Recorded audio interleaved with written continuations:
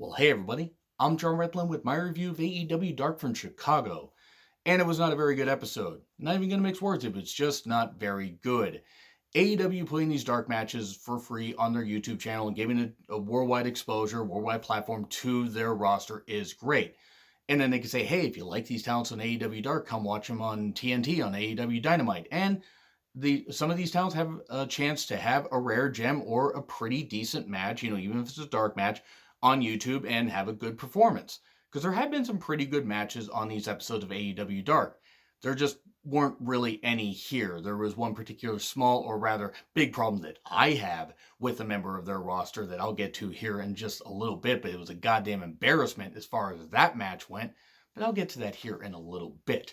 We start off with recaps of the Hangman Page MJF Dynamite Diamond Ring Finals, where MJF won with a not very convincing or smooth finisher. I totally agree with that. It was not really all that good. I get what they were trying to do, didn't work in execution. And we have Tony Schiavone and Dasha Gonzalez writing down everything, what we're going to see on the card and all that. And then they show footage of Shanna being attacked by Nyla Rose because Shanna was supposed to be part of the commentary team, but nope, Nyla Rose takes over, so it's Excalibur and Nyla Rose.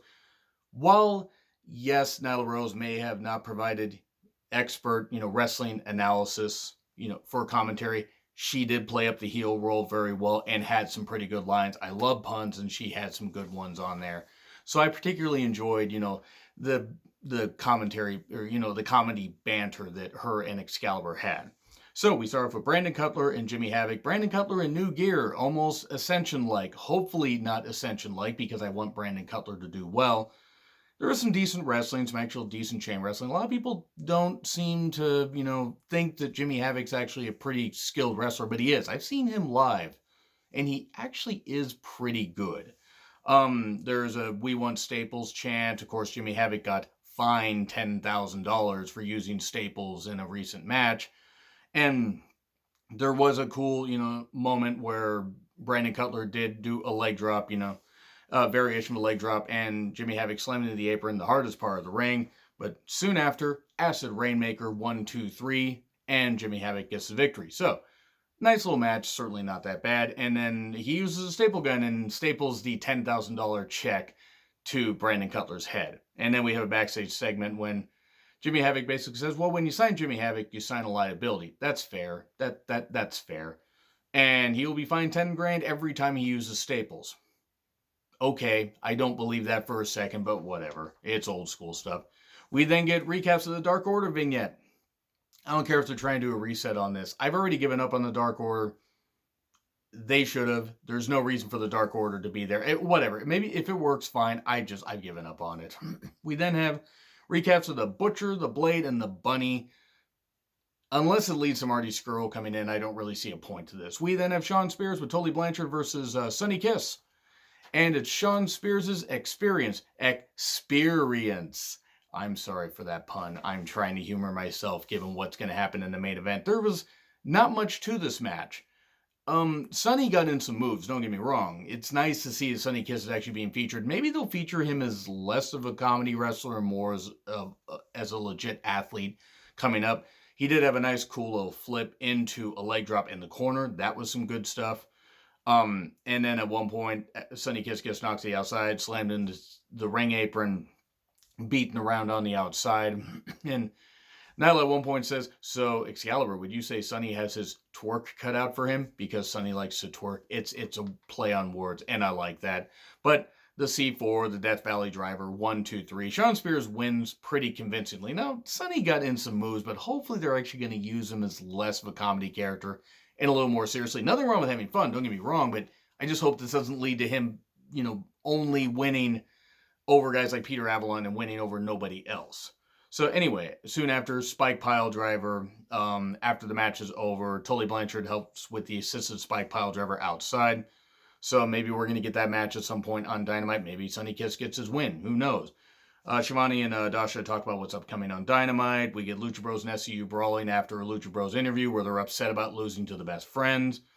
And then we get a Jurassic Planet video piece where it's like history or BBC or something like that. And Luchasaurus and Jungle Boy, and it's this whole thing. It was just playing up on the comedy, and then you got Marco Stunt there running on tires for some reason.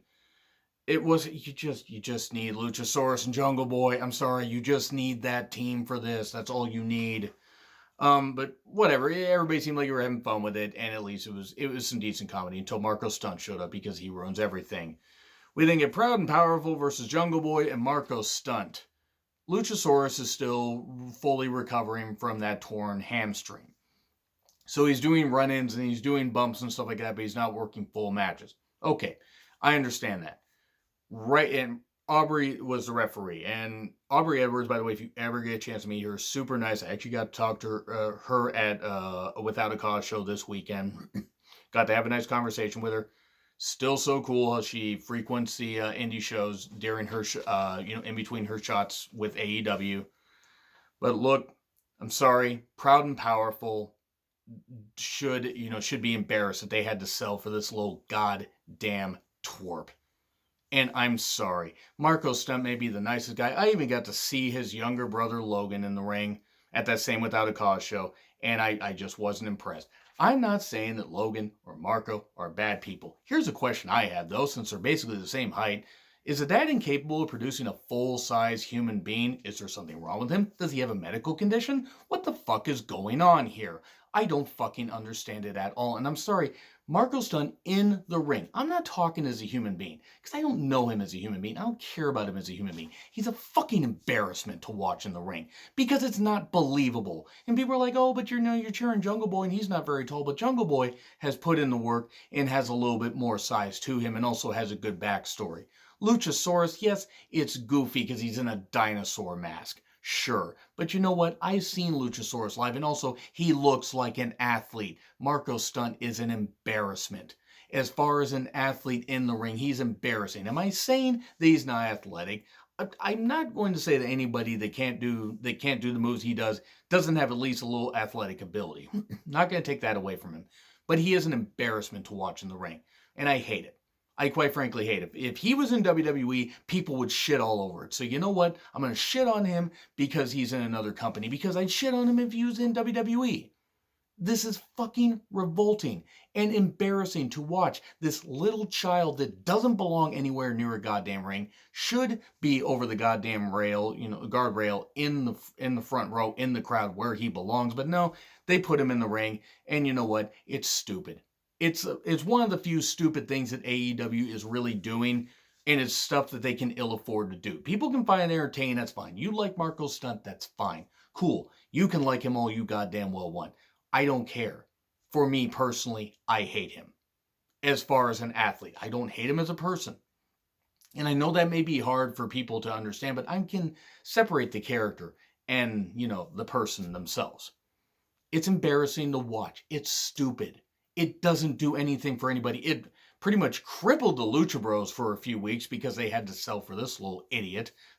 And Proud and Powerful, who are supposed to be, the former LAX are supposed to be a legit badass team, and they can't even put away Marco Stunt in a couple moves. Fucking stupid. Didn't do anything for Jungle Boy. They're killing him already by having him have to lug around this dead weight. And I know that they're apparently all friends backstage. That's fine. I'm giving my perspective as a fan. I hate it.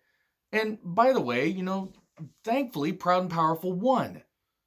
I don't even remember too much about this match. It's just such a shame that Jungle Boy has to be saddled with babysitting this little stupid child. Anyway, Sammy Guevara comes down and joins in on the beatdown and stuff like that. And then Luchasaurus comes down and hits some moves, but then gets teamed up on. And then the Young Bucks come down and even the odds. And then Jake Hager comes down and him and Luchasaurus have a bit of a scrap. And then Sammy Guevara gets hit with an assisted Canadian Destroyer thing because Marco Stunt can't do anything without having, some assistance. And it was stupid. It was fucking stupid. It was fucking stupid and embarrassing. And that made me embarrassed to watch wrestling.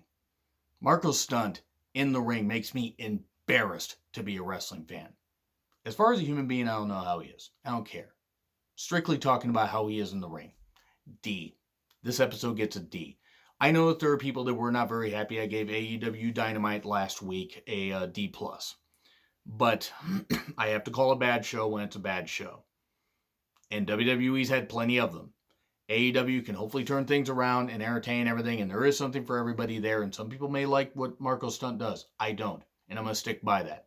And I'm getting this out of my system here because I'm going to try not to be as ranty when I review the stuff with Derb, like when we review AEW Dynamite. But anyway, that's all I have to say. It was fucking embarrassing watching Marco Stunt in the goddamn ring. Like, share, subscribe. Twitter handle in the description. I'm John Ritlin.